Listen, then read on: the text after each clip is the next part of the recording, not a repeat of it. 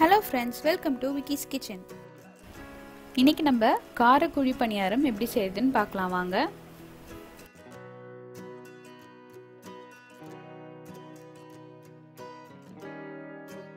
இன்னும் நீங்க என் சேனலுக்கு சப்ஸ்கிரைப் பண்ணலனா மறக்காம சப்ஸ்கிரைப் பண்ணிடுங்க.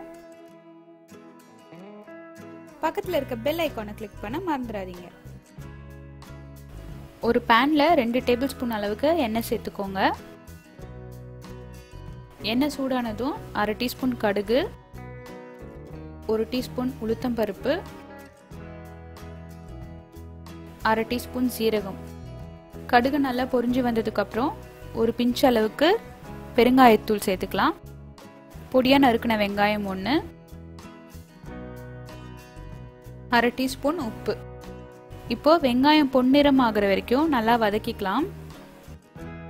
உப்பு பார்த்து சேர்த்துக்கோங்க, ஏன்னா நம்ம மாவுலேயே வேற உப்பு சேர்த்துருப்போம். துருவின கேரட் 1. நீங்கள் வேணும்னா வேற ஏதாவது வெஜிடபிள்ஸ் கூட ஆட் பண்ணிக்கலாம். 2 பச்சை மிளகாய், 1/2 டீஸ்பூன் மஞ்சள்தூள். இப்போ கேரட் நல்லா வேகிற வரைக்கும் வதக்கிக்கோங்க. இப்போ கேரட் நல்லா சாஃப்ட் ஆயிடுச்சு. கொஞ்சமாக கருவேப்பிலை சேர்த்துக்கலாம். நான் பொடியாக கட் பண்ணியிருக்கேன். பொடியாக கட் பண்ண கொத்தமல்லி கொஞ்சம். இதை சேர்த்துட்டு ஒரு தடவை நல்லா மிக்ஸ் பண்ணி விட்டுக்கோங்க. இப்போ ஸ்டவ் ஆஃப் பண்ணிடுங்க. இது நல்லா ஆறட்டும்.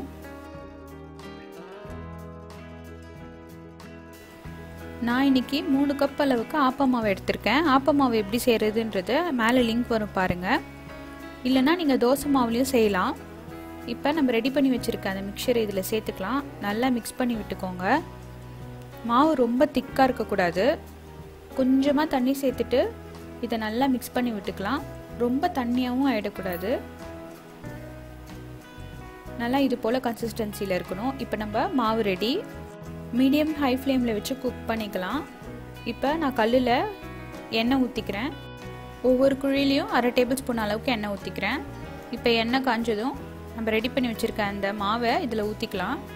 நீங்கள் குழந்தைங்களுக்கு செய்கிறீங்கன்னா இன்னும் கூட வெஜிடபிள்ஸ் சேர்த்துக்கலாம். அதே போல் இவ்வளோ எண்ணெய் சேர்க்காம கொஞ்சமாக எண்ணெய் இல்லைன்னா நெய் சேர்த்து கொடுக்கலாம்.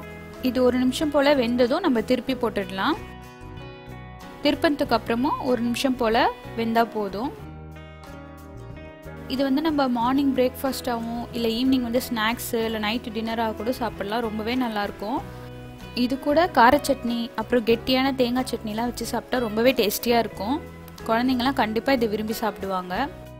இப்போ பாருங்கள், 2 சைடும் நல்லா குக் ஆகிடுச்சு. ஒவ்வொரு சைடும் 1 நிமிஷம் போல் நான் வேக வச்சு எடுத்துக்கிட்டேன். பாருங்கள், அழகாக குக் ஆகிடுச்சு.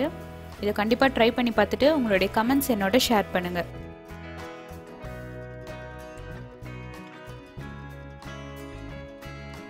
அன்பாக சமைங்க, அழகாக சர்வ் பண்ணுங்கள். தேங்க்யூ.